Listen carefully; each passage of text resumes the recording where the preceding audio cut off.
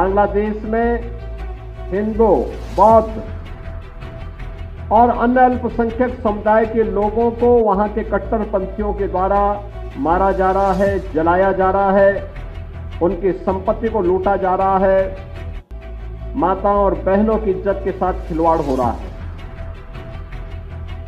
मैं जानना चाहता हूं कि स्थितियां क्यों आई। याद करना कि जिन्ना का जिन्न जब तक इस धरती पर रहेगा तब तक इस प्रकार की अराजकता लगातार डसती रहेगी, गरीबों को, वंचितों को, शोषितों को। और यही दृश्य हम वहां देख रहे हैं जो पाप 1947 में देश के विभाजन के रूप में हम सबके सामने आया था। आज उसका एक बदसूरत रूप फिर से हमारे सामने बांग्लादेश के रूप में है। ये जितने भी लोग वहां हिंदू मारे जा रहे हैं या बौद्ध मारे जा रहे हैं, ये सभी दलित तबके के हैं। और बाबा साहब भीमराव अंबेडकर ने 1946-47 में ही देश की जनता को इस बारे में आगाह किया था कि भारत का बंटवारा होने मत दीजिए, और अगर होता है तो फिर आर पार की लड़ाई, आर पार की व्यवस्था हो जाए। उन्होंने, याद करिए, जो लोग आज समाज को धोखा देते हैं,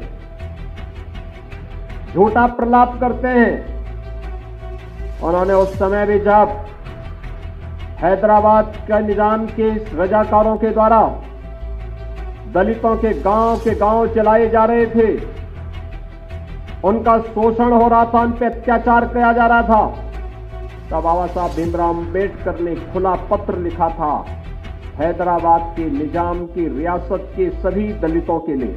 उन्होंने कहा था अत्याचार हो रहा है, निजाम की रियासत को छोड़ करके तुम शेष भारत में महाराष्ट्र की तरफ या अन्य ओर चले आओ, लेकिन किसी भी स्थिति में अपना धर्म मत बदलना। यह संकल्प था बाबा साहब भीमराव अंबेडकर का।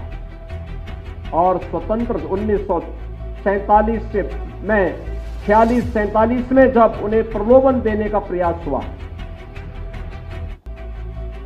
हैदराबाद के निजाम ने भी दिया, पाकिस्तान प्रस्त जिन्ना के लोगों ने भी दिया, लेकिन बाबा साहब अपने आदर्शों से पस से मत नहीं हुए, हटे नहीं। उन्होंने कहा नहीं, मैं पहला और अंतिम भारतीय ही रहूंगा, यानी जन्म अगर भारतीय के रूप में मैंने लिया है तो मेरी अंतिम यात्रा भी भारतीय के रूप में ही निकलेगी। और आजीवन उन्होंने इस व्रत का पालन किया।